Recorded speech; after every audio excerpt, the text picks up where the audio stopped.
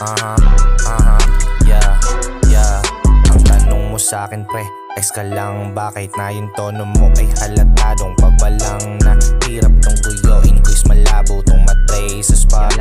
Pag sinabi kong mainit, nakapay sa hat ng body ko, pare ko yung honey mo kasama ko pagdating. Walking distance papuntang 7-Eleven, bay ng tomatos kasunod ng para nang nasa heaven. Tapos kalmado lang galaw ko pero medyo heavy.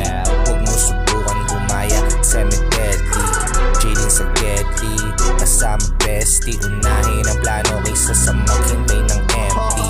Hindi to this song, eto ay real talk. Dito yung dahilan kung paano ba mag-peace talk. Eto yung pistol, sapul sa ulo. Dito si Skastak pero nagmalabis mo. Abantay ka lang, huwag mo kong sabayan.